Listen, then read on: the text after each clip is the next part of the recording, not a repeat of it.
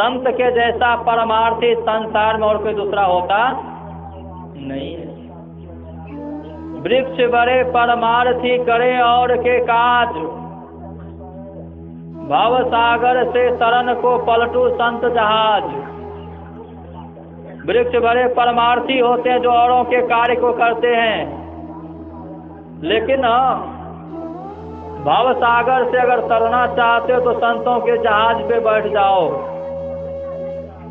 संत जो नाम रूपी जहाज को तैयार किया, उस नाम रूपी जहाज पे बैठो, तुम तर जाओगे। या दूसरे शब्दों में संत कबीर साहब कहते हैं, आग लगी आकाश में तुई तुई गिरे अंगार, संत न होते जगत में तो जल मरता संसार। आग लग गई आकाश में, अंगार गिर रहा है, मतलब सबका मन विषैला हो गया है। कोई किसी के बढ़ती चढ़ती को देख नहीं सकता है, नहीं। कोई किसी के सम्मान को बर्दाश्त नहीं कर सकता, जिसके वजह से मेल का अभाव हो गया। अगर मेल रखना चाहते हो, सबको सम्मान देना चाहते, अपने भी सम्मान पाना चाहते हो, तो संतों के पास जाओ। संतों के पास में मेल का ही जाम पिलाया जाता है, मेल का ही जाम पिलाया जाता है। संसार के दुख दर्द कोई संत लोग मिटाया करते हैं। आपस में कैसे प्रेम हो, आपस में कैसे मेल हो, इसी का ज्ञान दिया जाता है। ये मिलेगा संतों के समाज में। इसलिए गोस्वामी तुलसीदास जी महाराज ने संत समाज की वंदना की। कौन से संत समाज की वंदना की? जो सही दुख पर छिद्र दुरावा, बंद नियत ही जग जसु पावा, साधु चरित शुभ सरिस कपासो, निरस विशद गुणमय फल जासो। संतों का चरित्र जो होता है कपास के तरह होता है, रूई के तरह, जो है निरस, लेकिन उसमें कोई गुण की कमियां नहीं, हम पहले कह चुके हैं।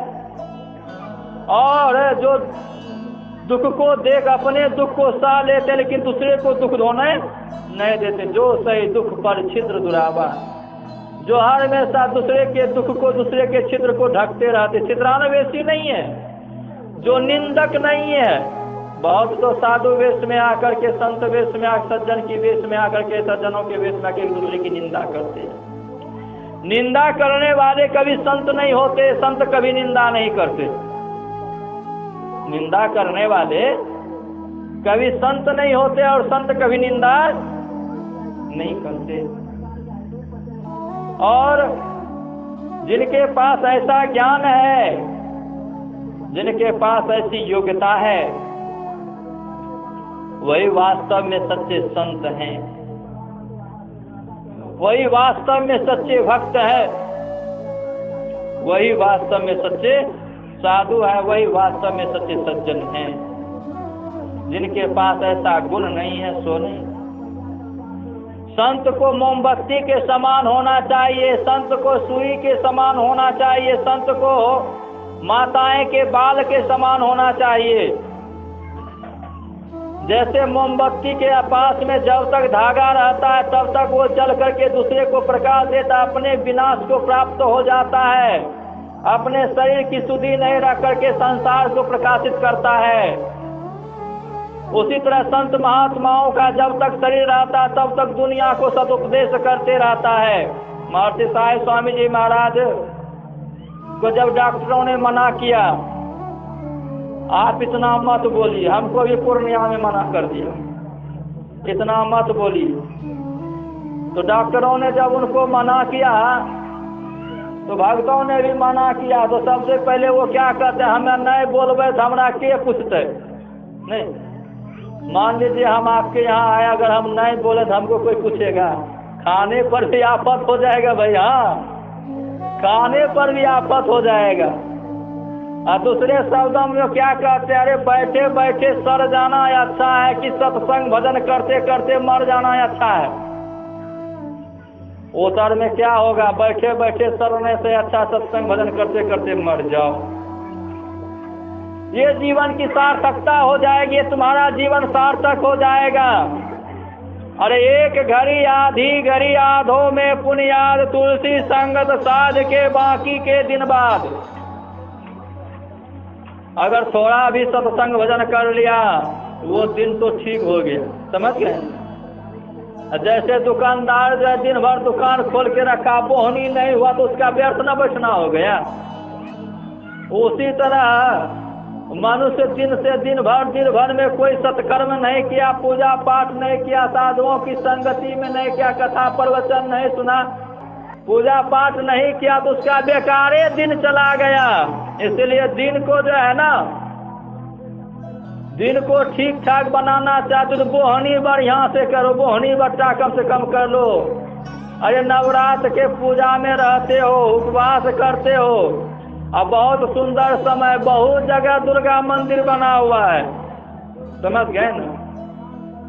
अब बहुत जगह रास रंग हो रहा है, सब कुछ हो रहा है, लेकिन शायद किसी जगह से कथा सत्संग का आयोजन होता है, या शायद किसी जगह जो नवापरायण का पाठ इत्यादि होता है, आकर के कुछ तो सुन समझ लो, जो कि कम से कम तुम्हारा उपवास भी सार्थक हो जाए, पूजा भी सार्थक हो जाए, व्रत भी सार्थक हो जाए। व्रत पूजा उपवास को अगर सार्थक बनाना चाहते, मन क्रम वचन से परमात्मा की आराधना कर, मन क्रम वचन से भगवान भगवती की आराधना कर, जिससे तुमको हर एक तरह से भगवान भगवती परम पिता परमात्मा संत सदगुरुदेव ऐश्वर्य से कभी कमियां होने नहीं, संपूर्ण ऐश्वर्य को प्राप्त करेंगे। हाँ, इसीलिए साधुओं की संगति में आओ। तो हम कह रहे थे संतों को मोमबत्ती के समान होना चाहिए, दूसरा संत को सुई के समान होना चाहिए। सुई हर हमेशा नंगी रहती है, लेकिन दूसरे की इज्जत अबरूह को ढकती है। नहीं, सुई आज तक कपड़ा पहना क्या? सुई इतना मेहनत से जो कपड़ा सीता है अपने लिए, कोई भी दर्जी सुई को कपड़ा पहनाया क्या है? अरे खोने के वजह से उसमें डोरा लगाते, अगर नहीं खोए तो डोरा भी नहीं लगाए, नहीं डोरा उसको पहनाए नहीं हो, खोने के वजह से उसको डोरा लगा के रखे हो, नहीं। हाँ, सुई को उसी तरह संतों का स्वभाव होता है। चलो कोई बात नहीं, जिसके पास जितना ज्ञान है वैसा वो सम्मान अपमान करता है, लेकिन हम अपने ज्ञान से क्यों चूके? दूसरे की इज्जत अबरों को ढकते रहता है। तीसरा में संतों को नम्र होना चाहिए। माताएं का बाल कभी सीधा रहेगा? खड़ा वो कभी भी नहीं हो सकता, हर हमेशा वो गिर करके रहता है, नीचे झुका हुआ होता है। उसी तरह संतों का स्वभाव नम्र होना चाहिए। नानक नन्हे हो ही रहो, जैसे नन्ही दूब, बड़े बड़े सब बही गए दूब खूब के खूब। बाढ़ आता है, बड़ा बड़ा गाछ वृक्ष बह जाता, लेकिन दुभरी को बहा पाया? कितनों भीषण पानी आ जाए नहीं, क्यों? इतना वो छोटा हो गया न, जिसको बड़ा बनना है बन जा, हमको मतलब नहीं। उसी तरह संतों को, सत्संगियों को, कथा प्रेमियों को नम्र होना चाहिए। जिसको बड़ा बनना है बनो, उससे मतलब नहीं है। नानक नन्हे हो ही रहो, जैसे नन्ही दूब, जैसे नन्हा दूब। बड़े बड़े सब बही गए, कितना बड़ा बड़ा बांस का बीज, पेड़ पौधा, यहाँ तक कि पहाड़ सबको भी तोड़ करके नदी चला जाता है, लेकिन दूब कभी खत्म हुआ? तो जहाँ ऐसा समाज, ऐसे संतों का समाज जहाँ होता है, तो ऐसे संतों के समाज के विषय में गोस्वामी जी कहते हैं रामचरितमानस के बालकांड में, मुद मंगलमय संत समाजो जो जग जंगम तीरथ राजो। ऐसे संतों का समाज आनंद और कल्याणमय है, जो संसार में चलता फिरता तीर्थराज है। संसार में आनंद तो मिल जाएगा, लेकिन कल्याण सांसारिक वस्तु तो संभव नहीं है। आनंद और कल्याण दोनों को प्राप्त करना चाहे संतों के समाज में आओ।